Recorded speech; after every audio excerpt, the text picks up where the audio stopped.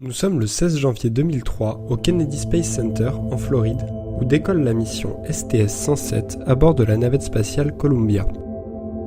17 ans après l'accident de Challenger, la NASA dit avoir appris de ses erreurs et se remettre doucement du deuil de la mission STS-51L, et pourtant...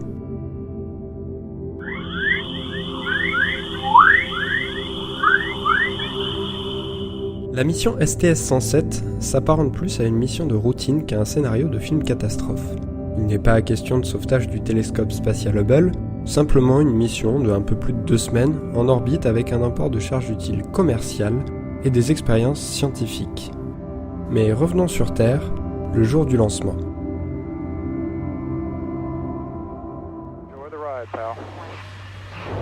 Nozzle check of the SRBs, firing chain is armed. Sound suppression water system armed. T-minus 10, 9, 8, 7, 6, 5, 4, 3, 2, 1.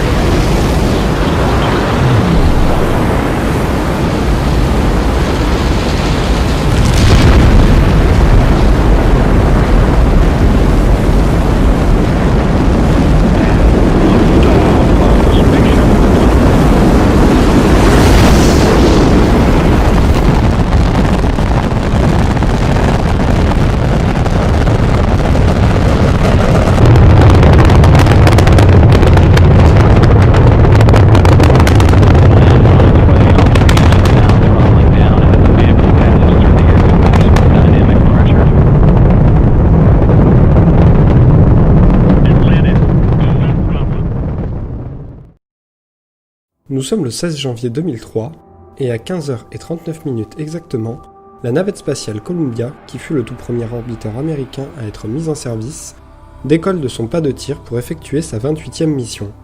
À son bord, 5 hommes et 2 femmes, 6 Américains et 1 Israélien, dont Rick Husband, pilote de la navette lors du premier arrimage à l'ISS, et Ilan Ramon, premier astronaute israélien.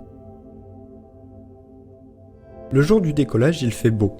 Le ciel est bleu, la météo est très encourageante pour un décollage dans les meilleures conditions. T-6 secondes. Les hydrogène burn-off units sont mis à feu. T-4 secondes. Les 3 moteurs cryogéniques RS-25 de la navette démarrent leur séquence d'allumage. T-3 secondes. Les moteurs de la navette sont à pleine puissance et crachent des gaz sortant à presque 4,5 km par seconde. T+0 secondes. Les boosters à poudre s'allument et la navette s'arrache de son pas de tir. T+50 secondes.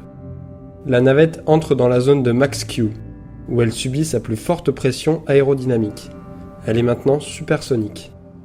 T+82 secondes.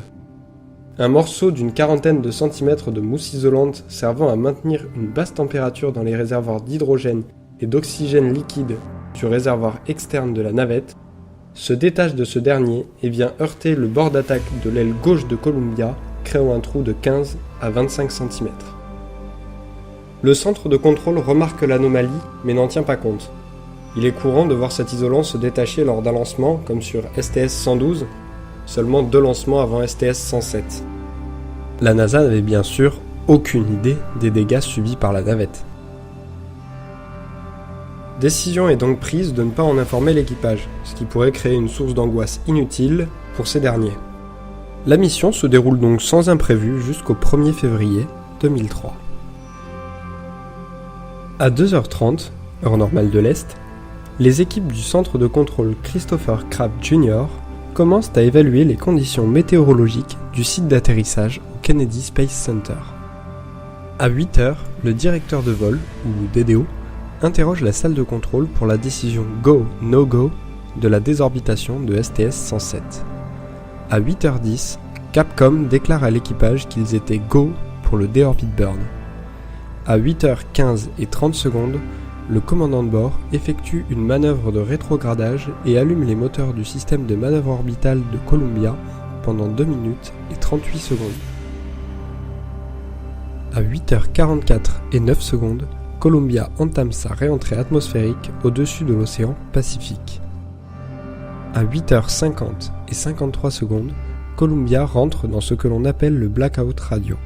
C'est une période d'une dizaine de minutes où toute communication est impossible à cause du frottement de l'air englobant la navette dans une boule de plasma extrêmement chaude. À 8h53 et 46 secondes, la navette Columbia se désintègre en vol, ne laissant derrière elle que des débris enflammés, tombant comme des météorites artificielles. Aucun des 7 astronautes n'y survécurent.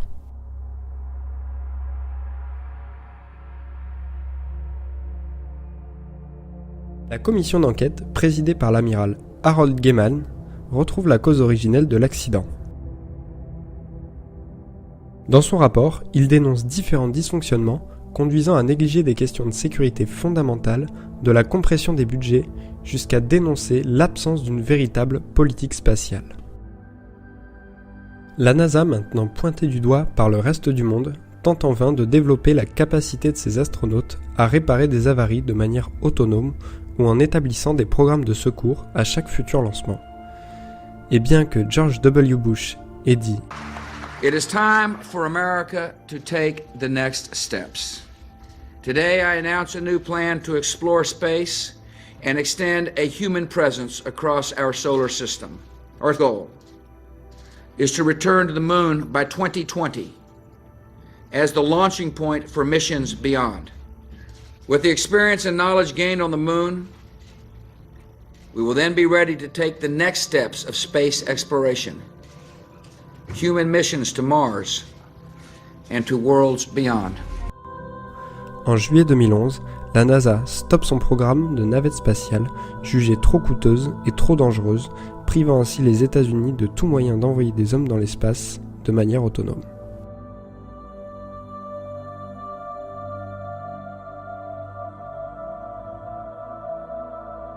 Merci à tous d'avoir suivi cet épisode. S'il vous a plu, n'hésitez pas à laisser un petit pouce bleu, ça m'aide vraiment pour le référencement, et à vous abonner à la chaîne pour ne manquer aucune de mes prochaines vidéos.